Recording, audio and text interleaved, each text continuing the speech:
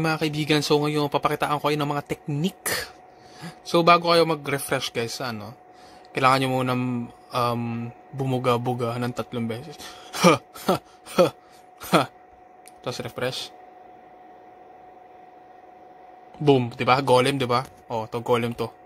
Siya ka ng bure, ha ha ha. Pow! Golem. Diba? Bukas. Golem bukas. Isa pa, bakit sumambang hindi natin alam Dasalan mo muna to, Sun Golem.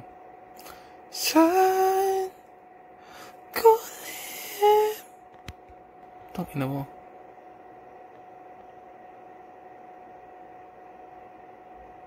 Boom, putang ina mo, kakulay lang pala, putang ina. Mga kaibigan, this is your boy, Glutens from S132, back at it again with another tutorial. But this time, ito ang pinakamatagal ng inaantay ng mga tao from way back last month or last month. Kailan ba ako nagsimula? Taka na, last month lang pala. Last month tuloy. So eto guys, patagal nang inaantay ng mga tao kasi ang daming katanungan tungkol sa MG guys. For now, sisimulan natin sa MG STR guys. So ano ang MG STR guys? Ito ang Magic Gladiator na Magic type, Strength type. Kaya nga STR, di ba? Tanga. So ayun nga, STR type. So guys, ano nga bang pinagkakaiba ng STR sa Mag guys? Sa STR guys, physical attack ang binabato nito, habang sa Mag type guys, magic attack obviously. So check muna natin kung ano ba ang kulang sa karakter na to, kung bakit sinasabi nilang malambot ang MG. Well, guys, check natin. Okay guys, so first, check natin yung defense niya.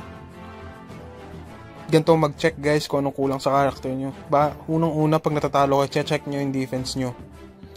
Damage absorb, damage resist, damage reduce, excellence resist. Yan mga yan guys. Tsaka double resist syempre. Tapos unang mga check nyo na essential din is yung assign, hit tsaka flee. Guys, palagi kong sinasabi to, hit tsaka flee, pinaka-essential mula umpisa hanggang huli. Bakit guys? Kasi guys, sobrang essential nito. Ito ang magbibigay sa ng chances at magpapataas ng probability na makatalo ng higher BP, higher level na character or kalaban, kung ano man ang character niya. Okay?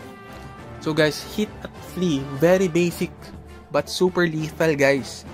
Kasi lahat ng offensive mo guys. Lahat ng offensive mo, excellent strike, armor penetration, excellent strike, damage penetration, lifesteal on hit. Lahat yan guys, normal attack, skills is base, naka-base yan lahat sa hit guys. Paano ko nasabihin guys? Kasi hit nga. Ano nga bang hit pag tama? Hit rate guys is the pinaka main root ng lahat ng offensive attack mo. Kasi guys, kung wala mababa yung hit mo guys, walang tatama sa mga binabato mo. Tama ba ako? Guys, walang tatama, walang magpo-push through. Okay? Sa flee naman, guys, malaking tulong ang flee. Bakit? Guys, pas pinapataas nito ang chances mo mabuhay sa isang laban. Bakit? Guys, paano kung yung next attack niya pala is magkasunod na DD tsaka ignore defense, di tipak yung buhay mo. So, kapag mataas yung flee mo guys, imbis na mangyari yun, tatamaan ka na, madadodge mo. Mas mataas yung chance na, pag mataas yung flee mo, mas mataas yung chance na madadodge mo yung mga ganyang hit. Diba? Gets nyo ba? So guys, yung mga ignore def, DD, ganun, mag-a-apply lang yun kapag tinamaan ka. Pero pag hindi guys, malamang hindi. Okay? Kaya para sa akin guys, napaka-essential nito. Kaya lagi kong inulit sa inyo. Napakalaking part at role nito sa laro ng MU. Okay? So pag hindi mo naman siya na-dodge ganito or hindi mo sinasalo mo lahat guys, kung mababa yung play mo, dito na papasok yung damage absorb, damage reduce at damage resist. Guys, para maintindihan natin ano nga bang ibig sabihin ng mga stat na to. ito ay napakalaga guys para sa lahat ng character. At lalo't lalo na sa MG kasi wala siyang defensive na skill. Unlike sa Mage, Diviner, Archer, at BK. Okay? So ito lang ang pinaka weapon mo para sa mga kalaban. Ayan, damage absorb. Absorbs all damages received by a percentage. It absorbs all sorts of damage received by a fixed amount. So, ibig sabihin guys, kung ilang percent yung binanat sa'yo, yun yung percentage na pwedeng tawag dito. Ano bang Tagalog ng absorb? Parang sa sponge, parang ganun. Pag nagano ka ng tubig, kung ilan yung gaano kalaking sponge mo, pag inana mo sa amount ng tubig, yun din yung ano bang Tagalog nag-absorb? Wait nga lang. Basta yun guys, nagigets nyo ba ako? Nagigets nyo ba ako yung gusto kong sabihin? Ganun guys. Yung damage resist naman is binablock niya guys. Binablock niya. Ayan, blocks all damage received by a percentage.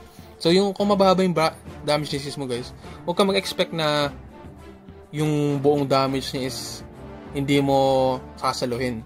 Kaya nga lagi kong sinasabi guys na dapat lagi nyong ini-increase yung elemental Holy Spirit nyo. Dahil sa umpisa guys, mahirapan talaga kayo magpataas ng damage resist. Kasi nga wala pa tong function na to.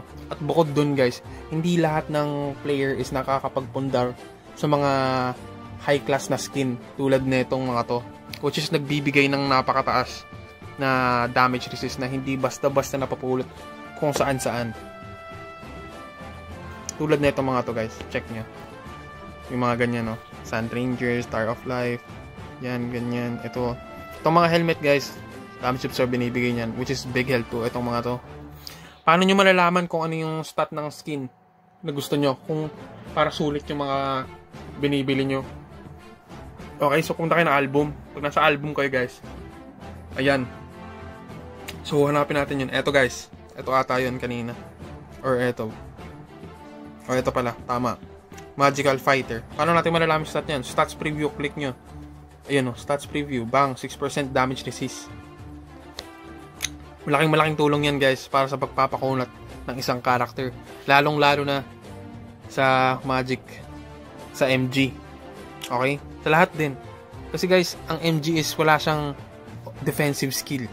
Puro offensive siya guys. Kaya nakakatakot to kapag laban inuuna yung mga archer, para kumbaga ito yung assassin ng MU Origin guys. Kung mapapansin nyo, puro offensive, attack bonus. Pwede mo ka rin magbigay sa teammate mo kung gusto mo, kung mabait ka, kung imot ka, or madamot ka. Di sa'yo lang. Pero okay lang din, hindi ka naman pinipilit. At saka pansin nyo guys, dito rin kapag na-awake mo to, meron tong excellent strike na binibigay. Which is very big, a very big help. Tama ba ako? Yan, bang, diba? Gets nyo? Kita nyo? At nag-i-increase din yan.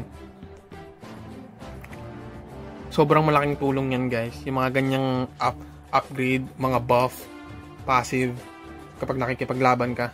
Kasi, kunyari, saktong excellent strike mo sa kalaban. Kasi excellent resist niya, pantay kayo. Hindi walang sumasalo. May ganito ka pala. Nag-i-increase. So, hindi completely nabablock ng kalaban yung mga excellent strike mo. Which is a big help din guys. Kaya pansin nyo, mga MG guys, kapag banatan habang tumatagal, lalong sumasakit kasi nga dahil din dyan. Plus, yung defense mo bumababa. Bakit bumababa? Meron din silang skill guys na papababain yung defense mo. Parang ano to, debuff mga ganun. Kung tama ba ako. Sa ultimacy nila, ito yun guys. Yan no, which is very helpful yan guys.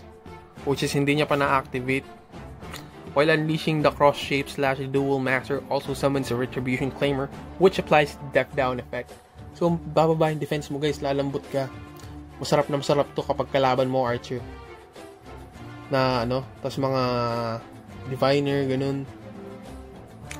BK mahirapan ka pa ano yun kasi sobrang kunat talaga ng mga BK guys. Tas eto din guys, isa pang ano, nagpapalit siya ng skills kapag gumagamit ka ng MG weapons.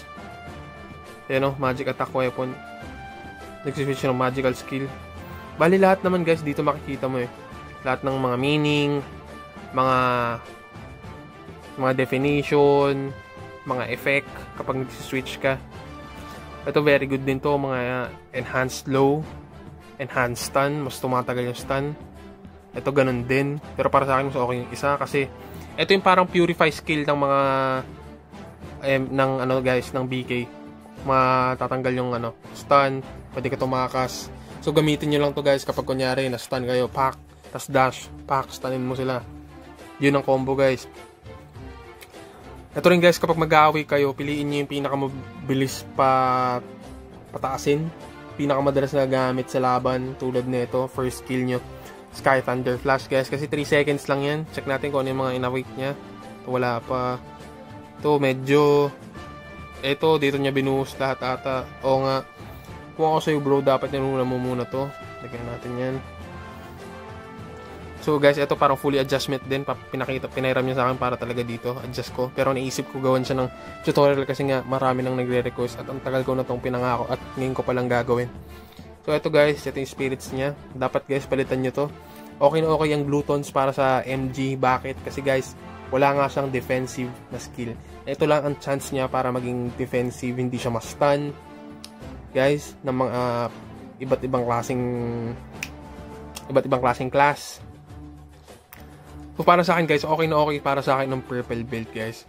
Para sa mga average players, eto ang choice nyo. Kasi wala ka namang ibang choice talaga, 'di ba? Unless swerte ka, 'di ba? Totoo 'yun. Kung swerte ka guys, maraming player na swerte dito at ang lalakas.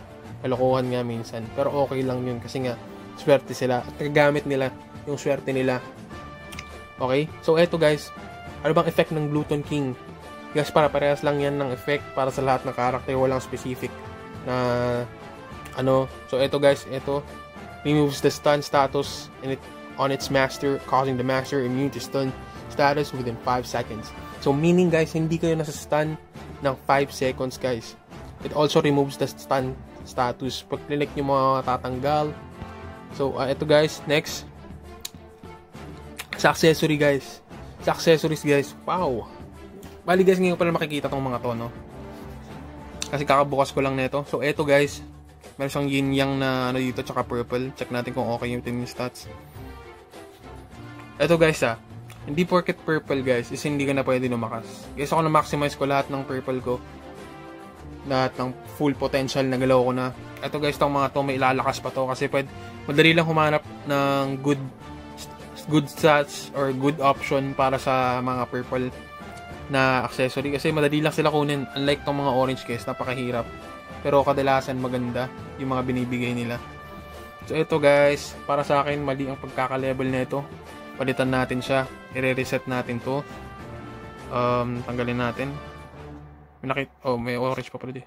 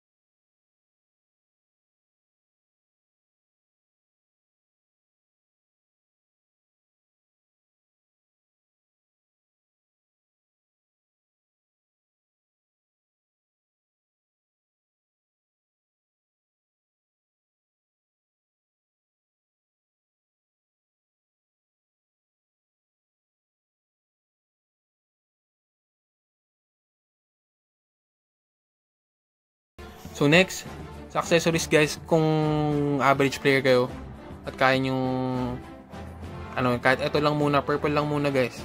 At kung kunyari spender kayo kaya donator, ito guys, ang pinaka the best para sa akin na kunin nyo, Demon Crusade. Bakit Demon Crusade guys? Kasi full package yan. Hindi lang yan basta-basta na damage ang binibigay, kundi puro inner stats ang ini-increase nya. Tignan nyo naman. Ito, yan ang magkaka-relation guys. Kita nyo naman, Spirit, Dream Soul, Star Demon Dance, Demon Crusade. Kita nyo ba? Bali yan, 5 pa lang, pasok na. Dagdagan nyo pa ng Key of the Empress. Pack, bali 4. 4 na relation ang pwede nyo makover, which is very good. Puro inner stats pa, talagang sasakit ka talaga dyan. Para sa MG guys, malaking malaking upgrade to, malaking step up, 'di ba? So guys, ganito pa sa rotation ng wings para sa lahat. Kung ikaw ba trip mo mag diretso-diretso to hanggang sa dumating sa certain point, yun ang sinasabi ko, gumawa kayo ng goal. So siya, gusto niya mag R9 muna. Sa tingin ko, gusto niya mag R9 muna bago siya mag-infusion. So ito yung infusion niya, which is okay lang, sakto lang to para sa akin. Hindi siya nagmamadali, hindi rin siya nahuhuli. Okay? Sa feather niya, nakabalance din, which is very good para sa akin. Okay lang to. So okay guys, so next, ano pa bang kailangan palakasin si MG? Guys, dapat palagi kayong nag-check ng offensive skills nyo. At saka, offensive skills, inner stats nyo para sa offense. Kasi, yun ang pinaka way out nyo para makapagpatumba ng kalaban kasi nga, walang defensive skill. Pero, okay lang yan. Kasi nga, masakit ang MG kapag banatan talaga. Damage pen guys, dapat increase nyo to. Yan ang pinaka secret guys para makapagpatumba kayo ng higher BP, higher level, bigger HP, malaking gap. Guys, yan ang pinakamalaking chance nyo para mapatumba mga kalaban. With higher defense also. So, eto rin guys, ignore defense din. Ignore defense guys, ang pinaka-effective. Lahat, tangina pag tumama yan, kaplak, para kang hinampas sa ulo na hindi ka nakatingin. Sobrang sakit guys. Kaya pati DD guys, double damage. Yan ang mga kailangan yung unahin palakasin. Pinaka-basic na madaling palakasin dito guys sa mga nag-uumpisa pa lang is yung Excellent Strike. Bakit Excellent Strike guys? Kasi nga, guys, sa umpisa pa lang makakuha na kayo ng ganyan. Sa mga necklace at ring. Bukod dyan, sa may weapons, tulad ng AA weapon. Ayan o, meron din dyan. Ignore defense, meron din dyan. Pag wala pa kayong AA weapon, tsaga-tsaga muna sa kalima. Meron.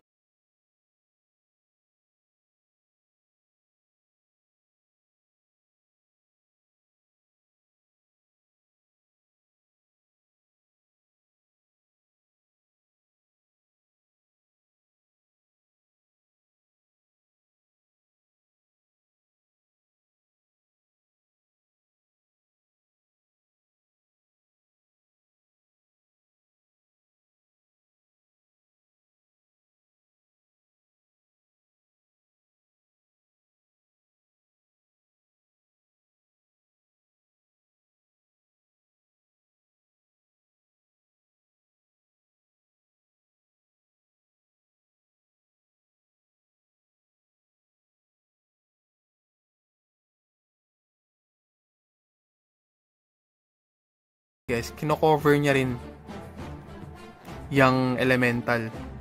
Galing, di ba? May bago na namang idea. Okay, so next, off topic na tayo eh. So guys, kapag makikipaglaban ka, guys, dapat make sure na dapat mataas yung HP mo. Kasi guys, pag mas mataas yung HP mo, mas mataas yung probability na mas tatagal ka sa laban. So paano ka magpapataas ng HP? Guys, mag-ipon kayo ng skins. Lahat ng skins nagbibigay ng, ito wala pa siyang skin sa weapon. Guys, karamihan ng skin nagbibigay ng max HP. Wow!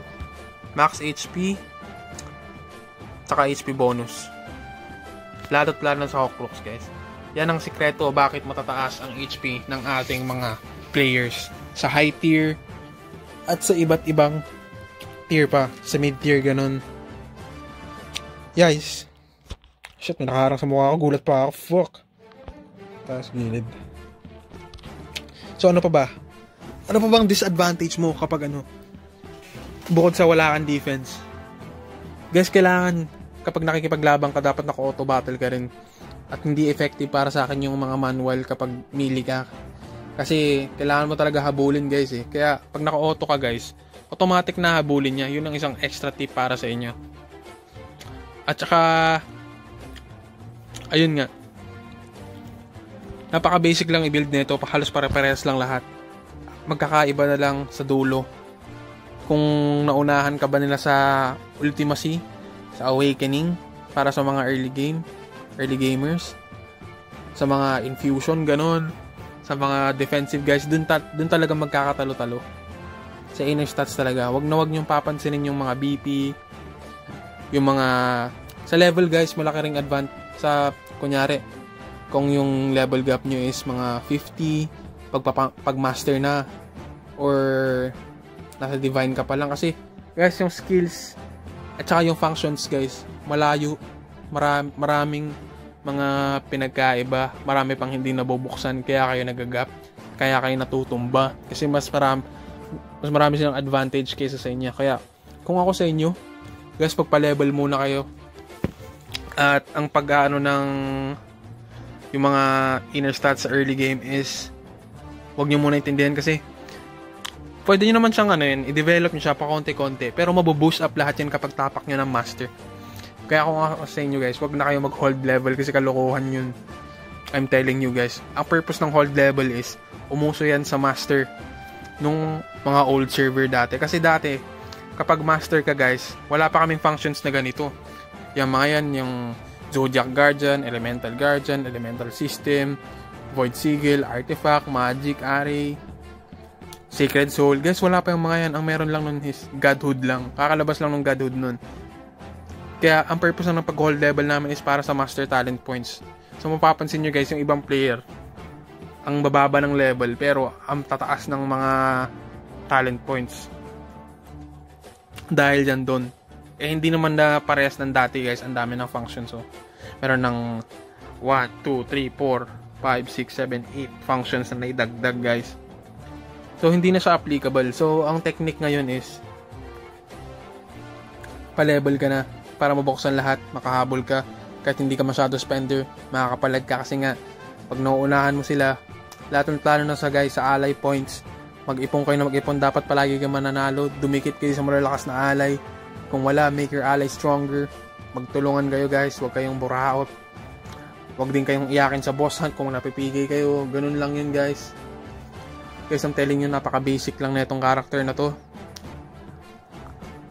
Parehas lang siya sa lahat.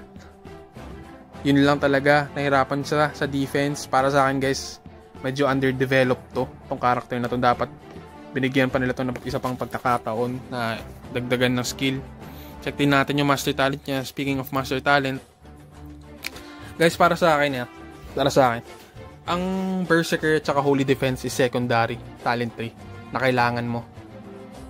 Para sa akin guys, Sacred Sanctuary talaga, kasi ito bumubuo sa inner stats, which is ayusin natin to. Libre natin yung owner.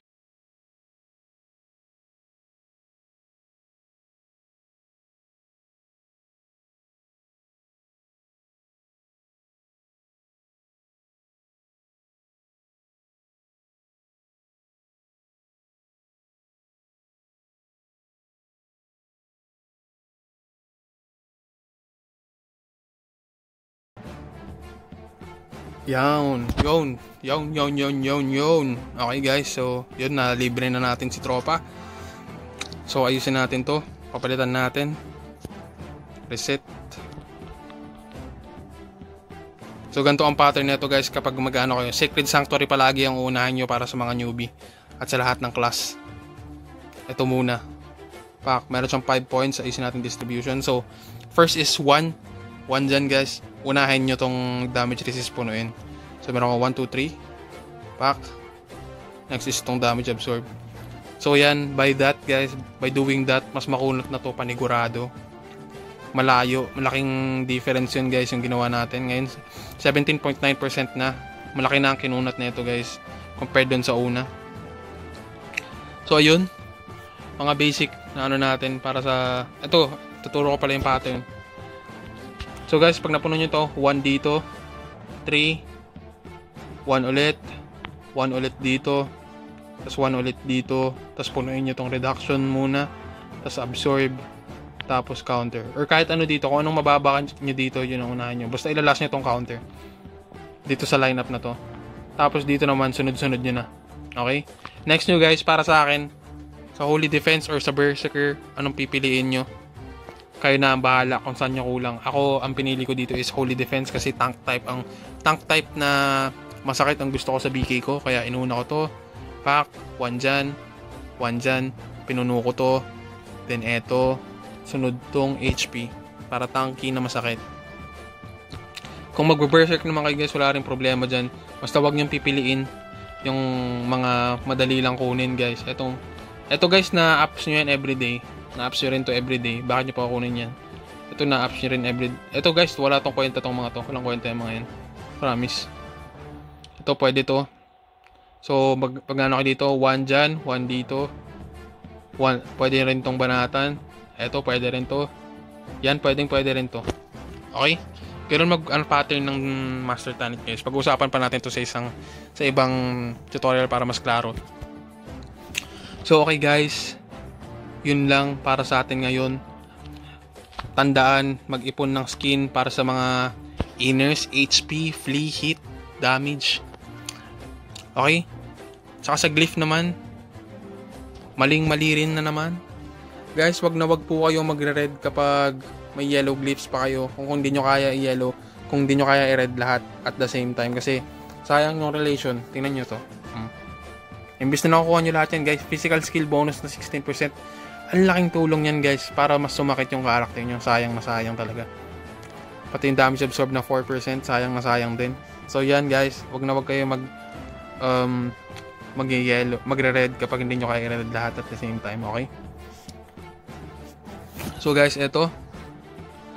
So that's that. Maraming salamat sa mga panonood. Pasensya na, medyo stutter ako ngayon kasi ang tagal kong di gumawa ng tutorial at yun nga guys, naging sobrang busy dahil sa mga pilot service. Guys, hindi ako nagpapabayad dun sa mga yun na baka isipin nyo pinagkakakitaan ko kayo ano. Guys, ginagawa ko to kasi nag-enjoy ako. Para sa inyong lahat to. Para lahat tayo lumakas. Okay? So maraming salamat sa panonood guys. Sa mga ka-MU ko dyan. Maraming salamat sa inyo. Shoutout pala sa inyo. Jobs. Sa master ko. Shoutout sa iyo. SesQT from S325. Kay Guess Who syempre ng S333. At kay Boss 003 na leader ng VIP. At sa boss ko dyan. Sa Spartans. Killswitch. Master. Kuya. At syempre kay RATV, which is me, Gluons from S132, signing out. Cha-ching. When I popped off, then your girl gave me just a little bit of la chop, baby, so cold.